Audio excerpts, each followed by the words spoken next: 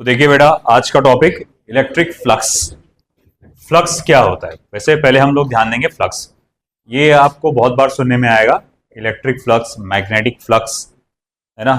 Fluid को भी flux कहा जाता है। फ्लक्स क्या होता है? कोई भी एक मैटर जब कोई पूरे एरिया को कवर करके नॉर्मली बाहर निकले उसे फ्लक्स कहते हैं। टूथपेस्ट में जैसा आप सुबह सुबह जब पेस्ट को ऐसा प्रेस करते हैं ट्यूब को, तो उसमें से पेस्ट ऐसा नॉर्मली पूरे एरिया को कवर करके बाहर निकलता है। This is also kind of flux. तो अब यहाँ पर इलेक्ट्रिक फ्लक्स किसे कहा गया है कि अगर हम लोग देखते हैं कि एक पर्टिकुलर गिवन एरिया में से टोटल कितनी इलेक्ट्रिक फील्ड नॉर्मली बाहर निकल रही है, एक गिवन एरिया में से कितनी इलेक्ट्रिक फील्ड बाहर निकल रही है, तो उसको हम लोग कहते हैं इलेक्ट्रिक फ्लक्स। तो मैं उसको ऐसे डिफाइन करूंगा, total electric field, total electric field lines passing normally through a given area is called as electric flux, is called as electric flux। अब देखो यहां पे बेटा कि यहां पे एक मैंने एरिया ले लिया है से ए। इस एरिया का एरिया वेक्टर इस तरफ आ रहा है, एरिया वेक्टर, है ना। एरिया भी एक वेक्टर क्वांटिटी होती है ना। जैसे हम लोग बोल सकते हैं किसी चीज का इधर के सामने वाला एरिया, इधर का एरिया, है ना। जैसे प्लेटफॉर्म है, ये जो है ऊपर का सरफेस एरिया है, ये सामने का सरफेस एरिया है, ये लेफ्ट साइड का सरफेस एरिया है, वो राइट साइड का सरफेस एरिया है ना। तो हम लोग क्या कहते हैं कि एरिया का भी क्या होता है, कोई ना कोई आपका एक डायरेक्शन, मैं प्रॉपरली बता नहीं पा रहा हूँ। हाँ, एक जैसे कि अगर हम देखेंगे, ये रिमोट की अगर मैं बात करता हूँ, ये ऊपर का सरफेस एरिया, ये नीचे का सरफेस एरिया, ये लेफ्ट साइड का सरफेस, ये राइट एरिया। अगर मुझे एरिया वेक्टर देखना है, मैं सिंपली क्या करता हूँ, नॉर्मल ड्रॉ करता हूँ। ये रहा एरिया वेक्टर जो बता रहा है कौन से डायरेक्शन का एरिया है वो। ये रहा एरिया वेक्टर, ये बता रहा है ऊपर का है एरिया, ये नीचे का, लेफ्ट साइड का, ये राइट साइड का। तो एरिया वेक्टर होता है वैसे। तो हम लोग ने कहा कि सामने एक एरिया कंसीडर करो, इसका एरिया वेक्टर इस तरह से डायरेक्टेड है। एक इलेक्ट्रिक फील्ड लाइंस ऐसा यूनिफॉर्मली इस तरह से जा रही है इसमें से, ओके। और जब ये इलेक्ट्रिक फील्ड इसमें से पास होती है, इस पर्टिकुलर रीजन में उसका जो इलेक्ट्रिक फील्ड का जो वैल्यू है वो कितना है, ई है। तो मैं कहूंगा कि अच्छा, एक छोटे से पॉइंट पे इलेक्ट्रिक फील्ड कितनी होगी, एक छोटे से पॉइंट पे इलेक्ट्रिक फील्ड कितनी होगी, इंटेंसिटी क्या होगी, आप कहेंगे इतना E। तो फिर मैं बोलूंगा एंटायर एरिया में कितनी होगी, तो आप क्या करेंगे, पूरे एंटायर एरिया से उसे मल्टीप्लाई करेंगे। So this is named as electric flux. तो फिर यहां पर इलेक्ट्रिक फ्लक्स का हमें क्या करना है, फॉर्मूला बनाना है, that will be how much, E into A, है ना। अब कभी कभी क्या होता है कि एरिया वेक्टर थोड़ा सा इंक्लाइन हो जाता है। देखो अब एरिया वेक्टर इस तरफ है, एरिया वेक्टर इस तरफ है, और अभी भी इलेक्ट्रिक फील्ड लाइंस इस तरफ है, इलेक्ट्रिक फील्ड लाइंस, ओके। अगर मैं कहूंगा यहां पे एरिया वेक्टर का और इलेक्ट्रिक फील्ड का एंगल जो है वो कितना आ रहा है, से थीटा, है कि नहीं। तो अब तुमको लगता क्या, जितनी इलेक्ट्रिक फ्लक्स पहले पास हो पा रहा था उसमें से अभी भी उतनी ही क्वांटिटी का इलेक्ट्रिक फ्लक्स इसमें से पास होगा, ऐसा लगता है। एक रिंग, ऐसा छेद समझो, इसको पानी के जैसा समझो, पानी का फ्लो समझो ऐसा। एक मेरे सामने एक रिंग जैसा या फिर होल जैसा एक है, और मैं देखता हूं पानी यहां से ऐसा फ्लो के जा रहा है, और अब मैं क्या करता हूं, देखता हूं मैक्सिमम अमाउंट ऑफ वाटर इसमें से फ्लो हो सकता है। अब धीरे धीरे मैं इसको इस तरह से टेढ़ा करता हूं, या फिर इस तरह से टेढ़ा करता हूं, है ना।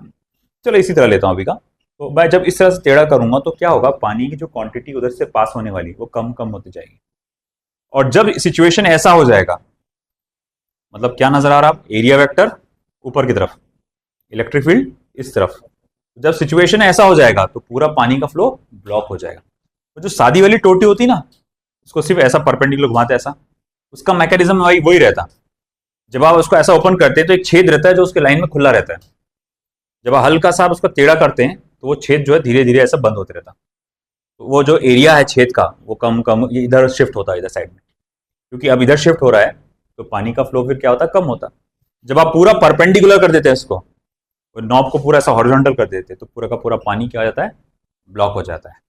तो हम लोग वही देखते हैं बेटा कि अगर मैं इसको टिल्ट करूंगा एरिया वेक्टर को, तो मैं ये देखता हूं कि अब इसमें से पास होने वाला इलेक्ट्रिक फ्लक्स पहले की क्वांटिटी से कैसा रहेगा, कम रहेगा। अब मुझे अगर कैलकुलेट करना है कि भैया कितना रहेगा, तो मैं क्या कर सकता है, एक तो एरिया का कंपोनेंट ले लो इलेक्ट्रिक फील्ड की डायरेक्शन में, है ना, या इलेक्ट्रिक फील्ड का कंपोनेंट ले लो एरिया की डायरेक्शन में। दोनों में से कोई और, जैसे मान लो फॉर एग्जांपल इलेक्ट्रिक फील्ड का कंपोनेंट ले रहा हूं मैं, ई कॉस थीटा। एरिया का भी ले सकते हैं, इलेक्ट्रिक फील्ड का भी ले सकते हैं। तो अब मैं बोलूंगा अब ये होगा कि इस डायरेक्शन में कितनी इलेक्ट्रिक फील्ड बाहर निकल रही है। फिर तो मैं बोलूंगा अब जो है मेरे इलेक्ट्रिक फ्लक्स का जो फॉर्मूला हो जाएगा ई कॉस थीटा इंटू ए, या जिसको मैं क्या लिख सकता हूं, ई इंटू ए कॉस थीटा। ये मेरे पास असल में जनरल फॉर्मूला आ गया इलेक्ट्रिक फ्लक्स का। ये आ गया general formula for electric flux, जो भाई किसी भी सिचुएशन में हो। हाँ, अगर मान लो ये सिचुएशन रही तो भैया यहां पर ई और ए का डायरेक्शन कैसा है, सेम, और उनका एंगल क्या हो जाएगा फिर, 0। तो इसीलिए cos 0 क्या होता है, 1, और घुमा फिरा के वही आंसर मिलेगा, है ना। तो इसीलिए ये ऐसा फॉर्मूला है जो जहां पर कहीं भी इस्तेमाल किया जा सकता है for a complete area, for a complete area. आपको ये मालूम है कि जब एरिया वेक्टर परपेंडिकुलर हो जाएगा एरिया वेक्टर, कई लोग क्या बोलते हैं मालूम क्या, electric field is passing normally through the given area. ये वर्ड नॉर्मली सुनते से क्या बोलते हैं लोग, 90 डिग्री। मतलब थीटा की वैल्यू क्या है, 90 डिग्री। मैं बता इलेक्ट्रिक फ्लक्स कितना रहेगा, तो बोले 0। मगर मैंने बोला यार जब वो एरिया में से परपेंडिकुलरली जाता है इलेक्ट्रिक फ्लक्स तो उस वक्त मैक्सिमम होता है, तुम तो 0 बोल रहे हो। वो क्यों, क्योंकि आपने गलत चुन लिया। इलेक्ट्रिक फील्ड एरिया को नॉर्मल है, इलेक्ट्रिक फील्ड एरिया को, ये बहुत इंपॉर्टेंट बात है, सोच गौर से सुनना। इलेक्ट्रिक फील्ड एरिया को नॉर्मल है, सरफेस एरिया को नॉर्मल है, मगर एरिया वेक्टर को पैरेलल है। जैसे देखो ये पेन, ब्लैक पेन मेरे हाथ को परपेंडिकुलर है, हाथ के सरफेस को परपेंडिकुलर है, तो क्या ये ब्लू पेन को भी परपेंडिकुलर है क्या, नहीं, ये नहीं है ना उसको। तो ये जो है हाथ मेरा जो है एरिया है, सरफेस एरिया, और ये ब्लू पेन क्या है, एरिया वेक्टर है। ये ब्लैक पेन क्या है, मान लो इलेक्ट्रिक फील्ड है। तो इस बार इलेक्ट्रिक फील्ड सरफेस एरिया को नॉर्मल है, मगर एरिया वेक्टर को पैरेलल है। तो उनके बीच में का एंगल कितना हुआ, 0 डिग्री, और cos 0 क्या होता है, 1, है ना। तो ये याद रखना है यहाँ पर, ठीक है। अब ये तो हो गया कंप्लीट एरिया। अभी पढ़ाते पढ़ाते मैंने आपको एक वर्ड बोला कंप्लीट एरिया, है ना।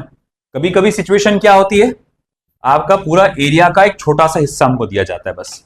जैसे फॉर एग्जांपल एक कंप्लीट बॉडी है इस तरह से, और मैंने इस पे एक छोटा सा एलिमेंट्री एरिया कंसिडर किया, से ds, है ना, एलिमेंट्री एरिया कंसिडर किया से ds, और इसका एरिया वेक्टर इस तरफ है, वेक्टर ds।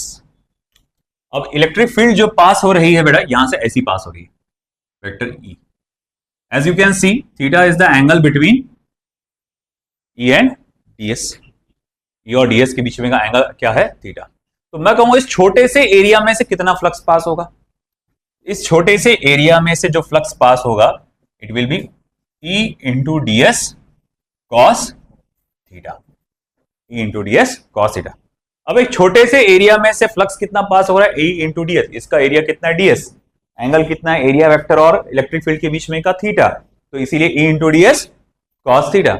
अब एक छोटे से एरिया में इतना है तो पूरी बॉडी में से कितना फ्लक्स बाहर निकलेगा, आप क्या करेंगे, integration E into ds cos theta. तो इसे भी जनरल फॉर्मूला माना जाता है, और इसी को और हम लोग आगे इलेबोरेट कर सकते हैं कि हम लोग जानते हैं, हम लोग ने वेक्टर चैप्टर पढ़ा है, डॉट प्रोडक्ट का रूल है, vector A dot vector B is equal to A into B cos theta. तो अगर ऐसा बात है A into B cos theta, E into A cos theta, तो इलेक्ट्रिक फ्लक्स को आप ऐसा भी लिख सकते हैं, vector E dot vector A, है ना। इसमें भी इलेक्ट्रिक फ्लक्स को ऐसा लिखा जा सकता है, integration vector E dot vector DS. आप कई जगह पे इलेक्ट्रिक फ्लक्स के लिए कभी ये वाला तो कभी ये वाला फॉर्मूला यूज होते हुए देखेंगे। आई बात समझ में, ठीक है। अब देखो अगर किसी बॉडी के अंदर इलेक्ट्रिक फ्लक्स एंटर हो रहा है, मान लो कि एक क्यूबिकल बॉडी ले लेता हूं मैं, यहां पर इलेक्ट्रिक फील्ड एंटर हो रहा है, सॉरी इलेक्ट्रिक फील्ड एंटर हो रहा है, वेक्टर ई, है ना। तो मैं बोलूंगा कि इस सरफेस का एरिया वेक्टर क्या रहेगा, इस सरफेस का एरिया वेक्टर कहां रहेगा, लेफ्ट साइड में, ये रहेगा डायरेक्शन ऑफ एरिया वेक्टर। देखो ना, ये बॉडी एंटर हो रहा है, इलेक्ट्रिक फील्ड इस तरफ जा रही है, मैं बोलूंगा इस साइड का एरिया वेक्टर क्या रहेगा। आप इधर से परपेंडिकुलर बनाएंगे, इलेक्ट्रिक फील्ड और एरिया वेक्टर के बीच का एंगल कितना है, 180 डिग्री। कॉस 180 क्या होता है, -1, तो भैया -1, इसका मतलब ये हुआ कि जो इलेक्ट्रिक फ्लक्स बॉडी के अंदर एंटर होता है उसको हम लोग हमेशा निगेटिव लेते हैं, है ना। अब वही इलेक्ट्रिक फील्ड यहां से पास हो रही है, बाहर नहीं कर रही है, यहां का एरिया वेक्टर कहां जाएगा, बोले इधर रहेगा।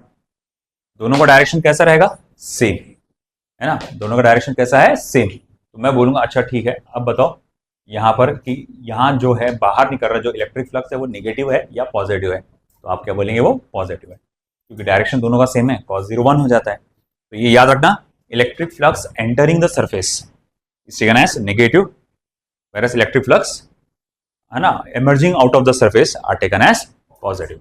ठीक है, और कोई पॉइंट बचा क्या।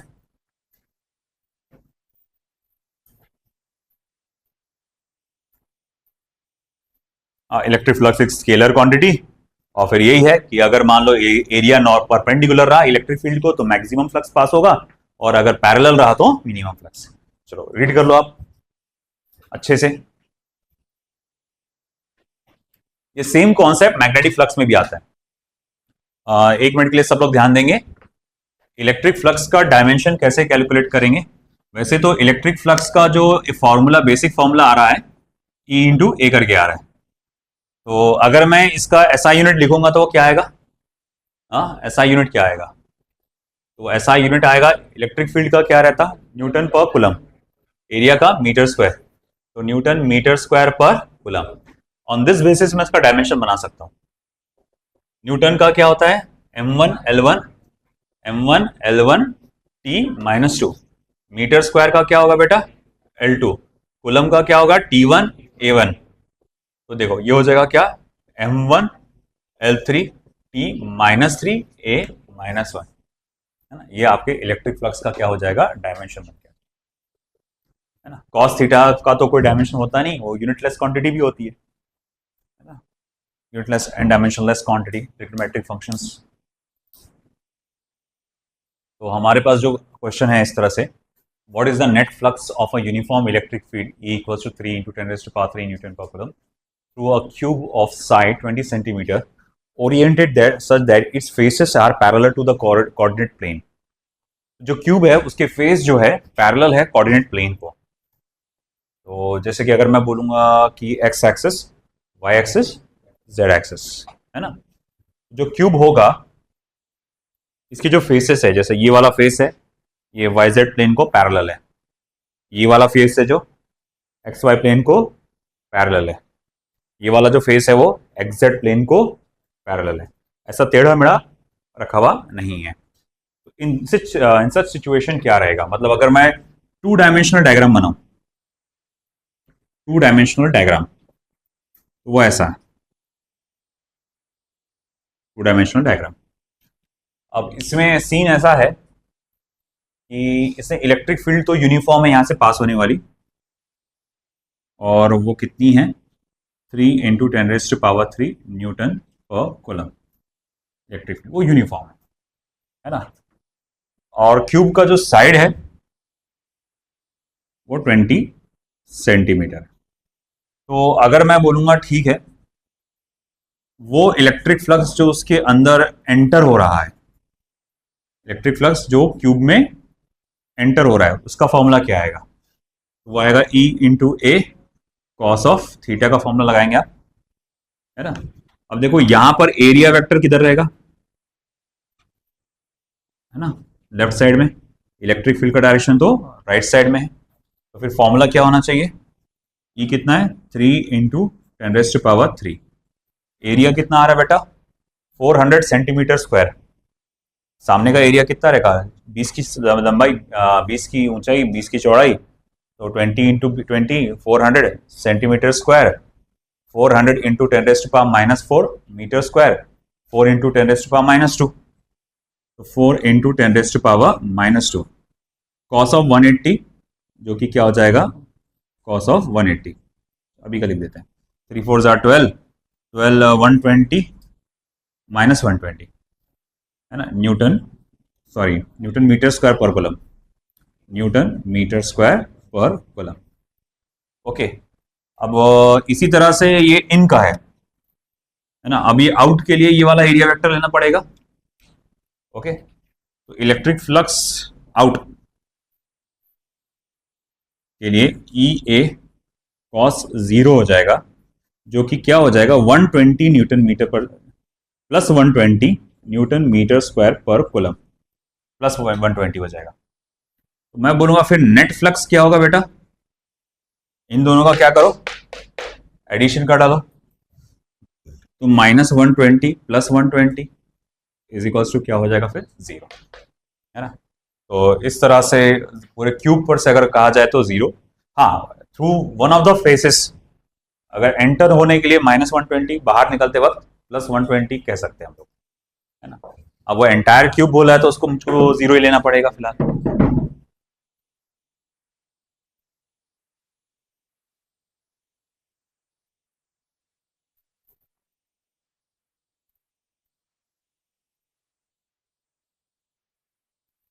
अगला question,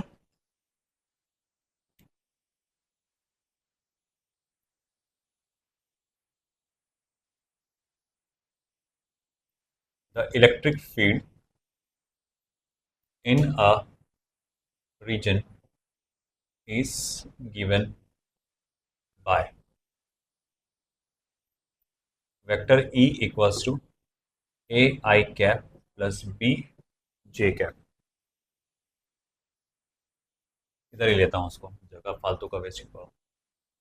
A I cap plus B J cap।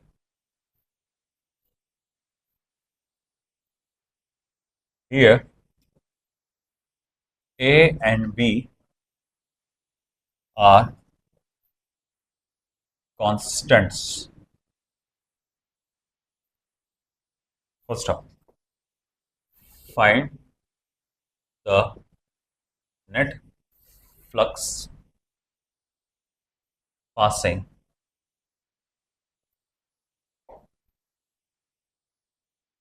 through a square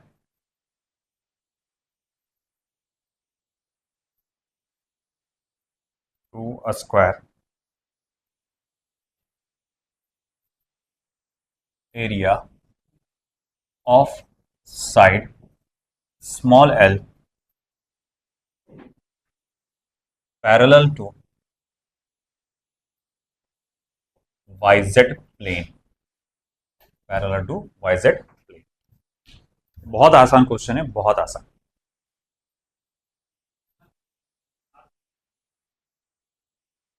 साफ खान,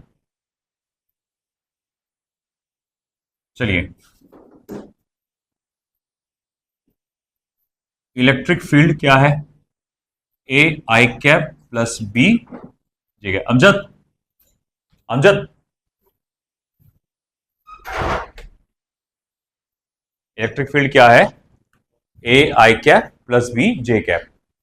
अच्छा, हमारे पास एक स्क्वायर एरिया है जिसका साइड एल है और जो वाईजेड प्लेन में, जैसे मतलब ये देखो, ये एक्स वाई प्लेन है, एक्स एक्सिस और वाई एक्सिस के बीच में ये वाईजेड प्लेन है ना। तो अगर ये वाईजेड प्लेन है तो इसका डायरेक्शन एरिया वेक्टर इधर आएगा, है ना, मतलब कौन सी डायरेक्शन में, एक्स एक्सिस पे। तो मैं ये कह सकता हूं कि जो एरिया है वो आएगा एल स्क्वायर आई कैप, एल स्क्वायर, क्योंकि एक स्क्वायर एरिया ना एल, एल एरिया हो गया एल स्क्वायर, डायरेक्शन क्या हो गया, positive direction of x axis, यानी क्या हो गया एल स्क्वायर आई कैप। तो अब मैं कहूंगा इलेक्ट्रिक फ्लक्स कितना रहेगा फिर इसका, ओह बार कहां से दे रहा, वेक्टर ई डॉट वेक्टर ए, वेक्टर फॉर्म में है ना, तो वेक्टर फॉर्म में मैं क्या कर सकता हूं, डॉट प्रोडक्ट, तो करो dot product, L square into A, simply क्या हो जाएगा, A L square newton metre square per coulomb, ये हो गया इलेक्ट्रिक फ्लक्स। आया समझ में।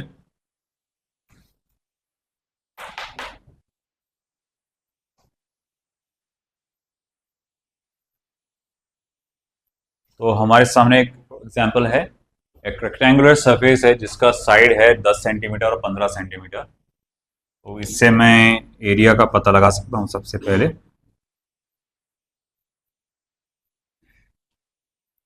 दस मल्टीप्लाई बाय 15, 150 सेंटीमीटर स्क्वायर, यानी 150 इंटू 10⁻⁻⁴ मीटर स्क्वायर। ओके, और वो एक इलेक्ट्रिक फील्ड वहां से पास हो रही है जिसकी वैल्यू 25 न्यूटन पर कूलम दी गई है।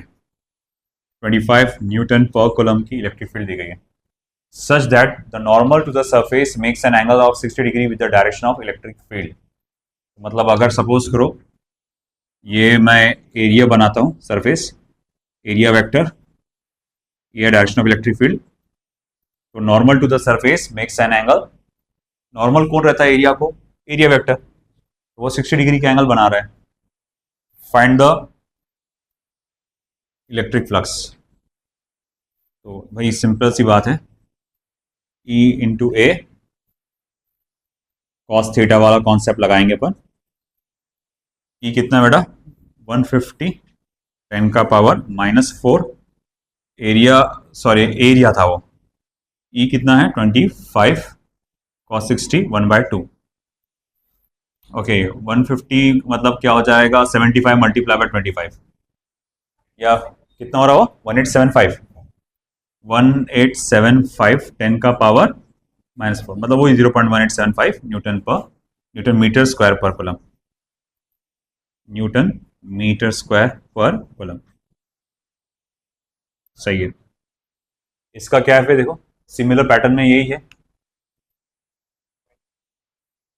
क्या आएगा ये? सेम फॉर्मेट है, ये तो कर लोगे आप इजीली, है ना। इलेक्ट्रिक फील्ड दिया हुआ है 3 इंटू 10⁻³ और वो डायरेक्शन है एक्स एक्सिस का, और उसने देखा है कि स्क्वायर है, 10 सेंटीमीटर की साइड है, normal to its plane makes an angle of 60 degree with the x axis. मतलब फिर से एरिया वेक्टर 60 डिग्री का एंगल बना रहा है इलेक्ट्रिक फील्ड के वेक्टर के साथ, है ना। तो फिर से ई ए cos 60 लग जाएगा, एरिया आएगा 100 सेंटीमीटर स्क्वायर, एरिया रहेगा 100 सेंटीमीटर स्क्वायर, यानी 100 इंटू 10⁻⁴ 10⁻² मीटर स्क्वायर। देख लो जल्दी से क्या आंसर? 1.5 इंटू 10⁻, या 15, हाँ 15 आएगा, बराबर 15 आएगा इसका।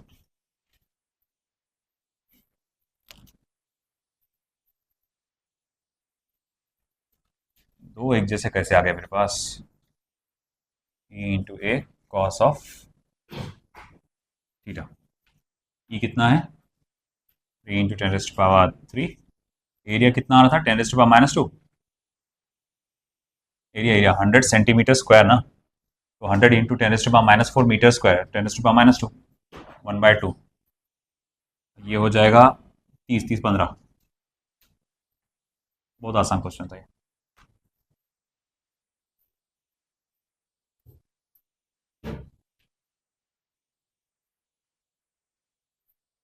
देखो अब ये जो क्वेश्चन है, electric field in a region is given by vector E is equals to 3/5 E0 I cap, 4/5 E0 J cap. E0 is 2 into E0 की वैल्यू बाद में डालेंगे। Find the flux due to this field through a rectangular surface of area 0.2 metre square. फिर से wise plane में आया तो उसका डायरेक्शन कहाँ आएगा? एक्स एक्सिस पे। तो मैं कहूँगा ठीक है भैया, हमारा जो असल में इलेक्ट्रिक फील्ड है, इलेक्ट्रिक फील्ड जो है वो है 3/5 E0 I cap plus 4/5 E0 J cap. Area क्या है आपका? एरिया वेक्टर क्या है बेटा? डायरेक्ट एरिया दिया हुआ ही है 0.2 मीटर स्क्वायर आई कैप, है ना। तो इसका इलेक्ट्रिक फ्लक्स निकालने के लिए आप क्या करेंगे? डॉट प्रोडक्ट करेंगे, वेक्टर ई डॉट वेक्टर ए। तो फिर ये क्या हो जाएगा बेटा आपका? है ना, 3/5 multiply by 0.2 multiply by E0। E0 कितना बेटा? 2 इंटू 10⁻3, तो 3 इंटू 0.2, 2 इंटू 10⁻3 अपॉन 5। तो देखो कितना होगा फिर ये? 0.4, और 0.4 इंटू 12 3 वो हो जाएगा 1.2, 1.2 डिवाइडेड बाय 5, ये हो जाएगा 0.24, 240 हो रहा हो। तुम्हारा ये आया क्या? चेक कर लेना भैया कैलकुलेशन एक बार। 240 Newton metre square per coulomb, ये अच्छा है। जानते बहुत टाइम लगा देंगे भरने में। Electric field in a region is given by E equals to E0 upon A x i cap. तुमने इस पे नोटिस किया थोड़ा सा, ये यहाँ पर क्या आया? एक्स आया। मतलब ये क्या नोट इंडिकेट कर रहा है कि इलेक्ट्रिक फील्ड यूनिफॉर्म नहीं है। एक्स कांस्टेंट रहता क्या? एक्स तो वेरिएबल है ना, मतलब इलेक्ट्रिक फील्ड यूनिफॉर्म नहीं है। जैसे जैसे एक्स की वैल्यू बढ़ेगी वैसे वैसे इलेक्ट्रिक फील्ड भी बढ़ता चला जाएगा ना, इलेक्ट्रिक फील्ड इंटेंसिटी। अच्छा ठीक है, माना कि इलेक्ट्रिक फील्ड इंटेंसिटी डिस्टेंस के साथ बढ़ती है, तो वो बोल रहा है electric flux passing through a cubical volume, है ना, बाउंडेड बाय द सरफेस। एक क्यूब से कितना गुजरेगा? अब आप बोलने से पहले, जीरो बोलने से पहले सुन लो, वो जीरो वाला केस कहाँ लागू है? जब इलेक्ट्रिक फील्ड यूनिफॉर्म हो तभी तो, है ना, जितना फ्लक्स एंटर हुआ उतना फ्लक्स बाहर निकलेगा। मगर यहाँ कैसा है? यूनिफॉर्मिटी है क्या? नहीं। शुरुआत में इलेक्ट्रिक फील्ड कम है तो इलेक्ट्रिक फ्लक्स भी कम रहेगा, बाद में इलेक्ट्रिक फ्लक्स ज्यादा है तो इलेक्ट्रिक फ्लक्स भी ज्यादा निकलेगा। अब देखो क्या रहेगा सीन। तो मैं सबसे पहले एक कोऑर्डिनेट सिस्टम बना लेता हूँ। तो देखो बेटा, तो यहाँ जो क्यूब है उसका देखो एक कोऑर्डिनेट क्या है? x is equal to 0, y equal to 0, z equal to 0 है। तो दूसरा कोऑर्डिनेट क्या है? x is equal to a, y equal to a, z equal to a। इनको पूरा ध्यान में रखते हुए आपको क्या बनाना पड़ेगा? क्यूब बनाना पड़ेगा। वो कैसे बनेगा देखो, अगर मैं बनाऊं भी अगर, तो ये कुछ इस तरह से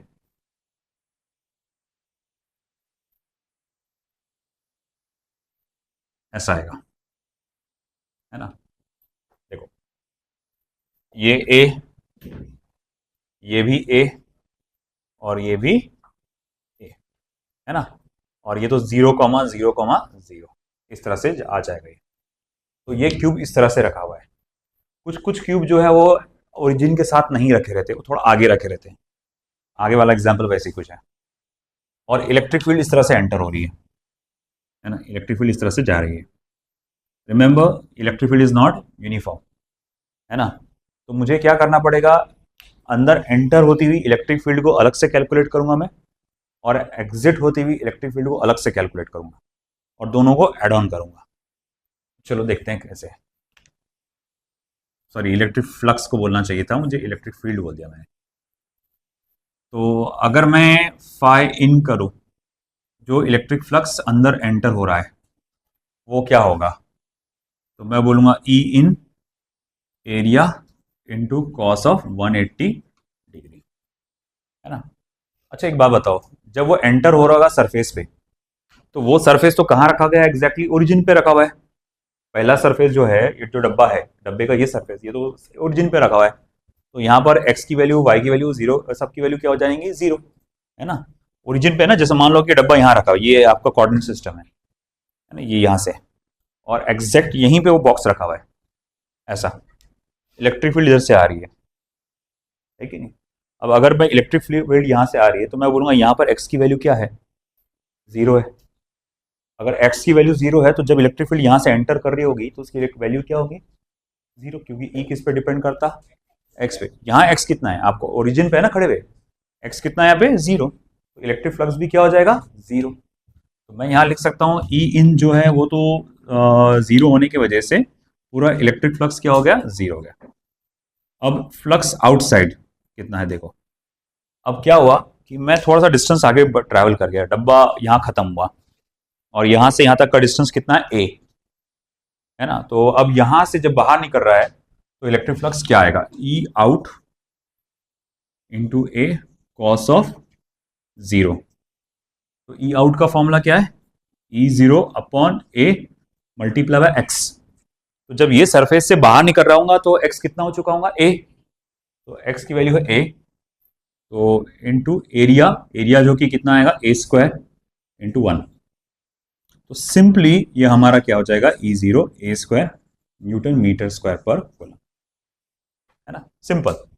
आपको बस क्या करना था, जहां जिस लोकेशन का फ्लक्स आपको निकालना है उस लोकेशन की एक्स की वैल्यू डालना था आपको। तो जब ये जो लोकेशन है, पहला वाला जो सरफेस है ये वाला, तो ये जो पहला सरफेस है, तो ये जो सरफेस है ये कहाँ है, एकदम शुरुआत में है, वहां एक्स की वैल्यू 0 होती है, ओरिजिन के पास है। हाँ, और ये सरफेस कहाँ पर है, ये एक्स की वैल्यू देखो यहाँ क्या है, ए है, तो आपने एक्स की वैल्यू ए डाले, इलेक्ट्रिक फील्ड की वैल्यू डाले, एरिया वेक्टर तो आपको मालूम है वहां पर सेम डायरेक्शन में, उसी डायरेक्शन में, तो थीटा की वैल्यू 0 हुआ, तो आपने यहाँ पर डाल के सॉल्व किया, आंसर आपका आ गया ए स्क्वायर। ठीक है, चलिए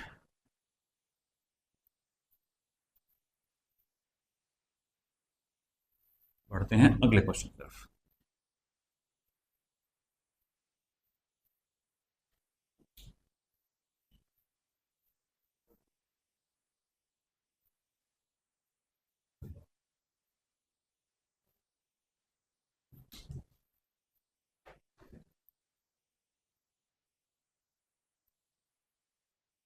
देखो एक बेहतरीन क्वेश्चन तुम्हारे सामने है। इलेक्ट्रिक फील्ड कंपोनेंट्स जो है वो दिया गया है कि जो इलेक्ट्रिक फील्ड है वो डायरेक्टेड है only in x axis, y में और एक्स जेड एक्सिस में इलेक्ट्रिक फील्ड कुछ भी नहीं है, वो जीरो है। और वो जो इलेक्ट्रिक फील्ड डायरेक्टेड है अलॉन्ग एक्स एक्सिस, मतलब वो डायरेक्शन इधर है इलेक्ट्रिक फील्ड का, you can say that electric field इस तरह से पास हो रही होंगी, तो वो भी वेरिएबल है ना, जैसे जैसे डिस्टेंस बढ़ रहा वैसे वैसे इलेक्ट्रिक फील्ड की वैल्यू भी बढ़ते जा रही है। तो जो क्यूब रखा गया है वो बताया गया है कि ओरिजिन से क्यूब कितनी दूरी पे रखा गया है, ए डिस्टेंस पे, और क्यूब की लंबाई चौड़ाई ऊंचाई वो सब कितना है, ए। ये एनआर कैप बताना चाह रहा है कि area vector of the right side, NL cap area vector of the left side. तो इलेक्ट्रिक फ्लक्स कितना पास होगा या कितना calculate electric total electric flux emerging through the cube, वो पूछ रहा है वो। तो मुझे क्या करना पड़ेगा, फाई इन निकालना पड़ेगा, फाई आउट निकालना पड़ेगा, और दोनों को क्या करेंगे हम लोग, ऐड करा लेंगे। सब्ट्रैक्ट नहीं, वो तो अपने आप माइनस साइन आ जाएगा, तो सब्ट्रैक्ट हो ही जाता हूं। माइनस लिए बस माइनस करोगे तो फिर वो तो ऐड हो जाएगा। तो फाई इन के लिए मैं क्या करूंगा, E in area into cos of 180 degree. अच्छा, ई इन कितना है, तो अल्फा की वैल्यू अपन सबसे लास्ट में डालेंगे, अल्फा को ऐसे कैरी करके चलते अपन। तो अल्फा, और यहां से यहां जब अपन गए तो कितना हो गया, एक्स की वैल्यू क्या हो जाएगी, ए रेस्ट पावर 1/2, है ना। ठीक है, चलो एरिया क्या होगा बेटा, ए स्क्वायर, और कॉस 180 -1, तो ये हो जाएगा minus alpha a raised power 1/2 plus 2 कितना हो जाएगा, 5/2। Equation number 1। Phi out, phi out, phi out यानी आउटसाइड कितना जा रहा है flux, E out a cos of 0 degree हो जाएगा, है ना, यहां पे। अच्छा, जब यहां से यहां तक इलेक्ट्रिक फील्ड पहुंचेगी तो जरा बताना, तो एक्स की वैल्यू क्या हो जाएगी, ट्वाइस ए, है ना, 2a। तो मुझे क्या करना पड़ेगा, अल्फा एक्स की वैल्यू डालना पड़ेगा 2a रेस्ट पावर 1/2, और एरिया कितना है बेटा आपका, ए स्क्वायर। तो वंस अगेन ये हो जाएगा, है ना, अल्फा √2 ए रेस्ट पावर 5/2, है ना। ये 2 को अलग किया मैंने, alpha √2 A square raised power 5/2, equation number 2। अब अपने को टोटल इलेक्ट्रिक फ्लक्स निकालना है, उसके लिए मैं क्या करूंगा, एडिशन करूंगा, therefore phi net is equals to, okay, addition करो। तो भैया यहां जब मैं ऐड करूंगा तो कॉमन क्या निकलता, अल्फा ए रेस्ट पावर 5/2 बाहर निकलेगा, और बढ़ जाएगा √2 -1, है ना, ए रेस्ट पावर 5/2। ए की कोई वैल्यू नहीं है ना, नहीं, अल्फा की वैल्यू कितनी है, 5, तो कुछ नहीं, 5 वैल्यू डाल दो उसकी, तो ये हो जाएगा 5 A raised power 5/2 √2 -1, this is your answer, net electric flux newton metre square per coulomb. आया समझ में?